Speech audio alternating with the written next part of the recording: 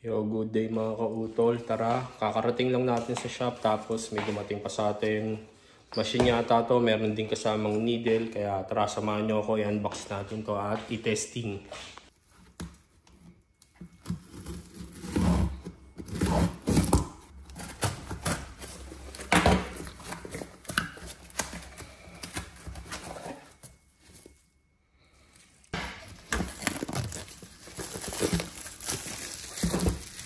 Wala siyang kasamang needle.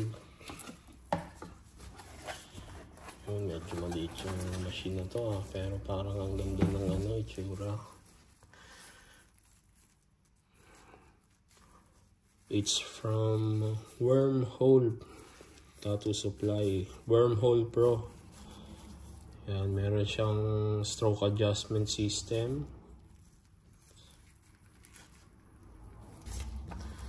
Extra battery, user manual, and charging cable.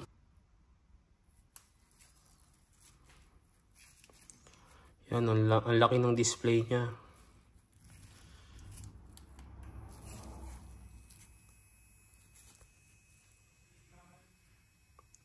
Nine volts. Ito yung tunog niya, 9 volts.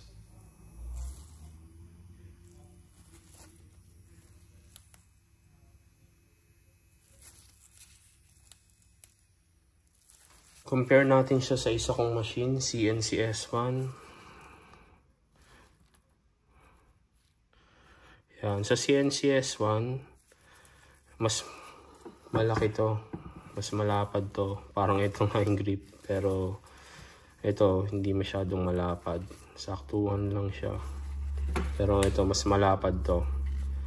Yan. Pares naman silang komportable yung grip. Yan, same lang. Pero para sa akin mas komportable yung grip nito. Yan.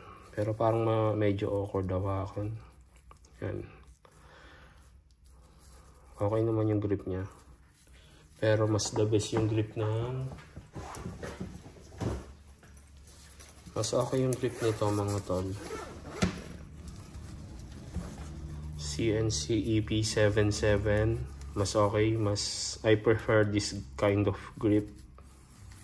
Yan. It's my first time to use this kind of grip, but it doesn't matter because we will wrap it later. Yun, balutan na natin yung machine.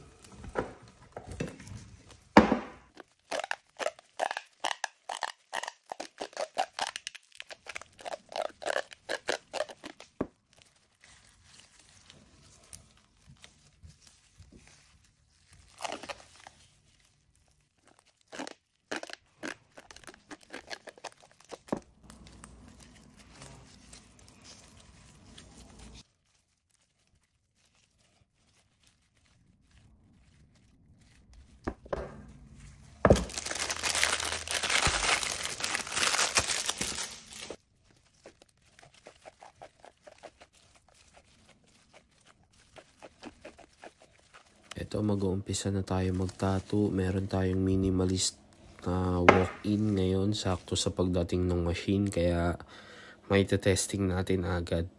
Mamaya may sasagutin akong tanong ng isang kautol natin na nag-comment sa mga nakaraang video natin sa YouTube.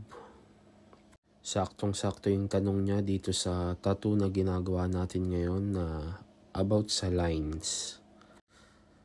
Ang una kong ginamit na needle dito ay 3-round liner, bag pin from Quadron.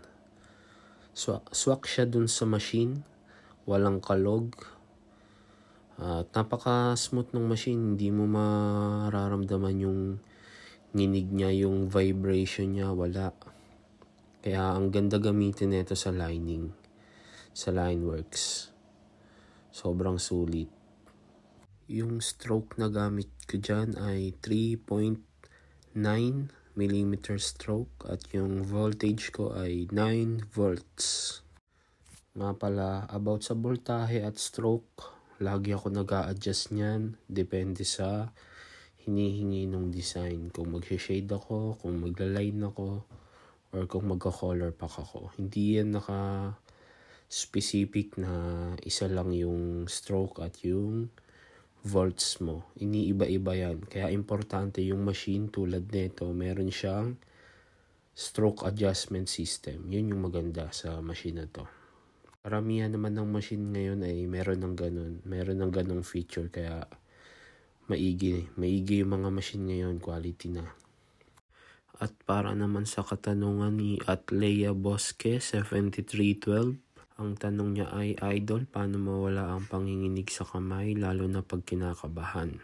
Ang sagot dyan ay unang-una, dapat komportable yung kamay mo at daliri sa paghawak dun sa machine.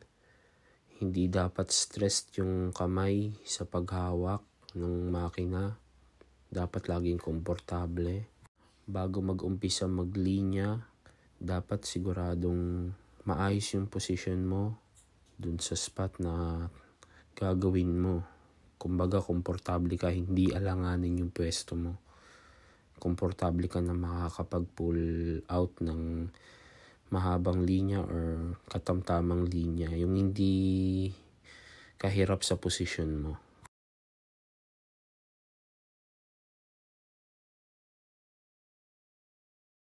About sa paglilinya, kung maiksi lang yung part na gagawin mong line, okay lang yung ganyang hagod. Pero kung mahaba ang linya, hindi pwede yung kamay mo yung gumaganyan. Dapat kasama yung halos kabuuan, parang iaatras mo siya na ganon. Ganon kasi ako minsan hinahatak ko, hindi yung mahabang linya tas gaganunin mo. Talagang may tendency na manginig yung kamay mo or iba yung daloy ng linya. Dapat kung halimbawa straight line na ganyan, hatak mo lang. Parang ganun lang, parang kontrolado mo kasama. Dapat matigas lang yung part na to, hindi siya nagbe-bend. Pag ganun lang. Dapat lagi kasama yung itong part na to sa pagla-line. Yan. Ganyan, hindi ganyan. Ganyan dapat. Ewan ko kung nai-explain ko ng maayos Hindi ganyan. Dapat ganyan. Balik na tayo dito sa tattoo. Sa performance ng Wormhole Pro. Nagpalit na ako ng needle dyan. At yon, swak pa rin siya sa tattoo machine. Fit pa rin siya. Wala rin kalog. Ang gamit kong needle dyan ay 7 round liner. Blue Gem cartridge needle from GMK Tattoo Supply. Ang volts ko ay ganun pa rin, 9 volts, 3.9mm stroke, di pa rin nagbabago. Yun yung gamit ko pagka naglilinya ako. At good thing na swak din siya, fit siya sa Wormhole Pro. Kaya okay yung machine dahil kaya niya yung iba't ibang brand ng needle. Sa mga nanonood sa akin dati, kung napapansin nyo na nagtaas na ako ng voltage, mas para sa akin by experience, mas okay sa akin yung medyo mas mataas na volts. Kasi dati nag-i-stay lang ako sa 6.5 volts, yun na talaga yung gamit ko. Pero ngayon nagtaas ako kasi parang mas mabilis siyang pumasok at isang pasada lang okay na agad, hindi na babalik-balikan pa. Sa parting to, bumalik na ako sa 3 round liner. At ang nabago dyan ay nagbaba ako ng volts. From 9 volts na punta na siya sa 5.5 kasi mas gusto ko na malis yung speed nung karayom. Kaya nagbaba tayo ng voltahe. Bukod doon, nagbaba na rin ako ng stroke from 3.9. Nagbaba ako sa 3.0. 6. Dahil gusto ko mas humina yung tusok niya dun sa balat. Yung stroke pala ay yung lakas o yung pwersa ng makina na magtulak dun sa needle para tumusok sa balat. Kung gaano kalakas yung hit niya, yun yung stroke. Sa method kasi na to, yung staple shading or yung pepper shade, kailangan natin na mas mahina yung palo ng makina at medyo mas mabagal siya para makuha natin yung dotted line, yung dotted shading. Kumbaga, hindi siya yung smooth shading eh. Kumbaga, texturize siya kasi may mga dots siya kung mapapansin nyo. Pero dahil 3 round liner tong gamit natin at light tone lang ng gray wash yung gamit natin, hindi siya masyadong halata sa video. Tsaka 3 round liner lang yung ginamit natin dahil maliit lang tong pyesa eh. Pero mas effective yung pepper shading pagka gamit mo 5 round liner. Mas okay yun. Pero kung gusto mo naman na smooth lang tingnan yung pepper shading mo, ito 3 round liner bag pin. Bale, mabalik tayo sa performance na itong Wormhole Pro. Ang good thing ay meron nga siyang adjustable stroke system. Kaya capable siya na makagawa ng iba't ibang style. Kaya niyang gumawa ng stipple shading like this, and color packing, smooth shading, and line works. Dahil meron nga siyang iba't ibang strokes. Kumbaga, versatile siya. Kaya niya mag-switch ng ibang stroke para sa iba't ibang method. Yun mga tol yung explanation ko. Sa parting to, gumamit na tayo ng shader. Bali, sinimulan natin sa dark tone ng gray wash. Bali, yung needle natin dyan ay from JC Only. Vetar cartridge, 9 round magnum. Yung method na gamit ko dyan ay whip shading para makuha ko yung smoothness ng dulo niya, yung dulo ng shade. At yun, another brand na naman ng cartridge yung nag-fit dun sa Wormhole Pro. Kaya pasado siya sa iba't ibang uri ng brand ng cartridges. Pwede natin siyang magamit. At hindi na nakakapagtaka na makakapagbigay siya ng smooth na shading. Partida maliit pa lang tong ginagawa natin. Paano pa kaya kung yung mas malalapad na sizes na ng shader? Kaya mas smooth yun. Kasi pag itong maliliit na size ng shader, mas mahirap siyang gumawa ng smooth na shade dahil limited lang yung kaya niyang shade na spot. Kaya mas malapad na shader, mas effective siya sa smooth shading.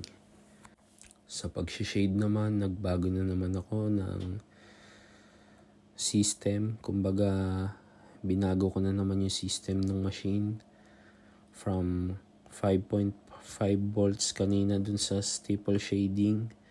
Ngayon, nag-smooth shading na tayo. Gamit natin dyan ay 9 volts pa rin. Nag 9 volts ako. Pero ang hindi ko binago ay yung stroke. Medyo mabagal lang siya. Kasi hindi naman tayo masyadong mabilis mag-shading. Kaya mabagal lang yung stroke natin. Mahina lang yung stroke kumbaga. Pag color pack naman, color packing yung ginagawa ko. Mataas yung stroke na gamit ko.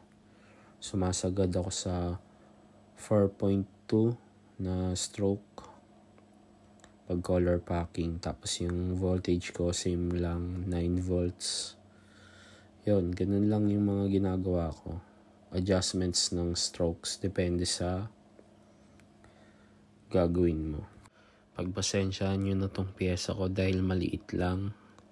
Ito lang yung client ko ngayon eh. Kasi kung aantayin ko pa na magkaroon ng solid na pyesa, medyo matatagalan pa tayo dahil dito sa NZ, kung ano yung trip nyo lang tato, yun yung nasusunod. Pero nakakapag-custom design pa rin tayo. Hindi ko na kasi pwedeng pag-antayin pa to si Wormhole na i-delay yung paggawa ng product review, kaya kahit itong walk-in ay ginawa na natin content. Bali, shoutout pala sa Papillon Tattoo Supply para sa aking Starburst Tattoo Inks na ginagamit ngayon. Bali, yung gamit ko ngayon ay black lang. At nag-mix lang ako ng sariling clay wash mix. Yan, 9 round magnum yan mga tol. From JC only. Nga pala, yung next video natin ay needle review naman. Pero may same like this mga tol. May halong konting tutorial para hindi naman sayang yung panonood nyo ng mga unboxing videos. Kaya sana manatili pa rin kayo nakasuporta sa Mac Tattoo TV. Yan. Follow nyo na rin yung Instagram page ko para updated kayo sa mga tattoo works natin. Bale, yung battery pala nito mga utol ay makunat din siya kasi 1,800 milliampere. Tatagal na yun ng mga 5 oras. Yung isang machine yun yung isang battery yun Bali, may 2 siyang battery, kaya goods na goods siya para sa long tattoo session. Sa mga full day sessions, okay na okay siya. Bali, ito tinatapos ko na lang yung shading, tapos highlights yun, tapos na tayo. Bali, inabot pala yun ng 1 oras yung tattoo na yan.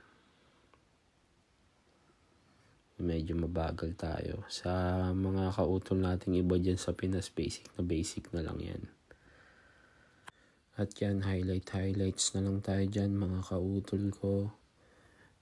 Balik tayo sa performance ng machine. Ang masasabi ko, good siya, worth it na bilhin. Hindi masasayang yung mga pera nyo. Hindi ko sinasabi to mga kautol dahil pinadalahan ako para i-review tong machine na to. Kung ano man sabihin ko, kung mabuti man o hindi, wala na silang pakialam doon. Kasi hindi naman nila ako sponsored artist. Binigyan lang nila ako ng machine para i-testing, i-review. Kaya malaya ako sabihin kung okay ba siya o hindi. Tulad nung sa unang part ng video, nasabi ko na medyo awkward hawakan yung grip niya. Pero it doesn't matter dahil tingnan nyo, meron siyang balot na grip tape. Kaya kahit ano man yung design nung grip niya, yung vibe, yung feeling niya, magiging same pa rin once na binalutan nyo na siya ng grip tape or yung mga kung anong balot na meron kayo. Yun lang mga tol. Kaya para sa akin, okay itong machine na to, worth to buy. Mura lang din siya, 187 New Zealand dollar lang siya, nakalagay dun sa shipping information na pinadala sa akin. Pero wala akong binayaran dito mga tol, libre siya para i-review natin. At yun, sana may napulot kayong konting kaalaman dito sa maiksing video natin. Nga pala, hindi na ako gagawa ng mga video na umaabot ng 1 oras kasi patay na tong channel natin . Wala na masyadong nanonood, pero gagawa pa rin ako ng videos para sa memories. Maraming salamat mga utol na nananatiling nakasuporta sa akin. Shoutout sa inyong lahat. Mag-iingat kayo palagi. God bless mga kautol ko. Maraming salamat sa inyo. At ito, binulaan na natin mga tol. Foam wash na natin. Linisin na natin yan.